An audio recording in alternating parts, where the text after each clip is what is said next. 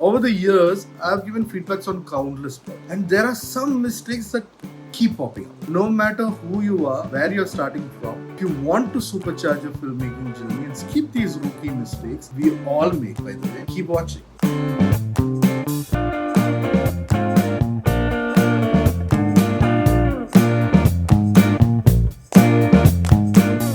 Hey aspiring filmmakers, welcome back to the channel. Today we are diving into the topic that every beginner filmmaker needs to hear. The 10 mistakes every beginner filmmaker makes and how to avoid. Alright, let's kick things off with mistake number 1. Here's a big one. Beginners often think they need to have the latest, most expensive camera to make a great film. But it's not about the gear. It's about how you use it. Many feature-length films have been shot on smartphones, an iPhone. Your creativity and vision is all that you need, and how you use the tools what truly matter. Focus on mastering your equipment, and your skills will shine through, no matter what you're using. Next up is composition.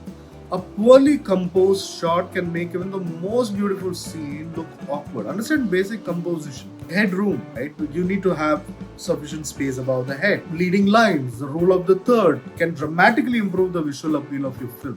Think of your frame as a canvas. Every element within it should be placed thoughtfully to guide the viewer's eye and tell your story visually.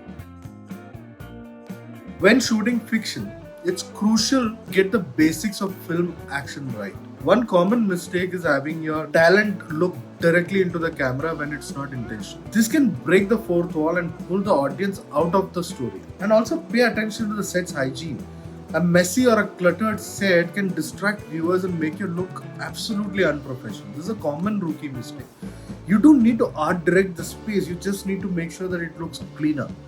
Keep your set clean and ensure your actors know where to look and how to move within the frame. This is basic action.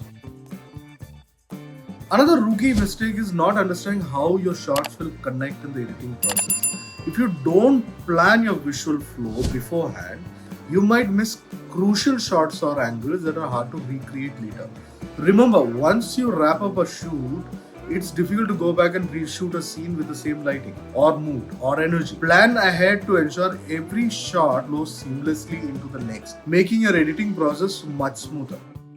The frame rate dilemma. One of the most common mistakes is filming at the wrong frame rate. Many beginners think more frames per second equals better quality, but that's not the case at all. If you're shooting for a cinematic look, stick to 24 frames per second, guys. That's it. Okay, this gives you the classic film-like quality. Filming at a 30 or a 60 FPS can make your footage look more like a soap opera or a sports broadcast, which might not even the vibe you might be going for. Remember, the frame rate is a creative choice, not a technical setting. Another very basic thing that you need to know about is ISO. A lot of beginners crank up the ISO because they think more light sensitivity equals better footage, but in reality, what you're doing is, by pushing your ISO too high, introducing a lot of noise and grain into your shots, making them look amateurish.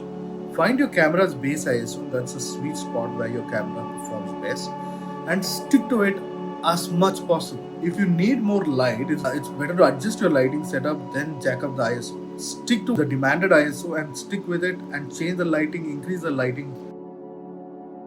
It's tempting to let your camera do the thinking, but relying on auto settings is a big mistake. You're giving away control over your creative choices, especially with aperture and focus. Learning to shoot in manual mode is crucial because it puts you in the driver's seat, allowing you to make artistic decisions that reflect your vision. Think of it this way: a chef couldn't let an oven decide how to cook a meal, right? So why let your camera decide how to shoot your film? Exposure is everything in filmmaking. Overexposing or underexposing your shots can ruin you, making it difficult to fix in post-production. This is where tools like histograms and waveforms come in handy. They help you nail the perfect exposure, ensuring that you don't lose details in the highlights or shadows. Remember, a well-exposed shot is like a well-cooked dish, balanced and satisfying. Color grading isn't just a luxury, it's a necessity. When you skip this step, your footage can look flat and lifeless. Think of color grading as a seasoning that brings out the flavor of your film. Even if you're using a LUT, LUT is not the ideal way to go about it, but even if you're using a LUT or doing a basic grade, it certainly makes a difference. It adds depth, emotion, and cohesion to your project. Don't leave your footage looking bland. Give it the color it deserves.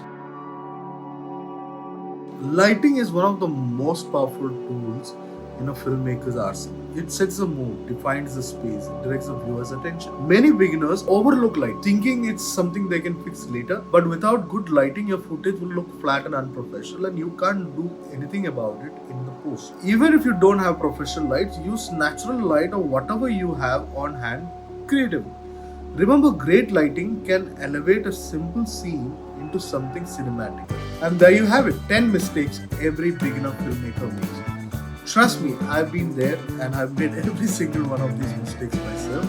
But the good news is you can learn from them and start making better films today. If you found this video helpful, give it a thumbs up, drop a comment with your thoughts, and don't forget to hit that subscribe button for more filmmaking tips and tricks. Until next time, keep creating, keep dreaming, and remember, every mistake is just a stepping stone to greatness.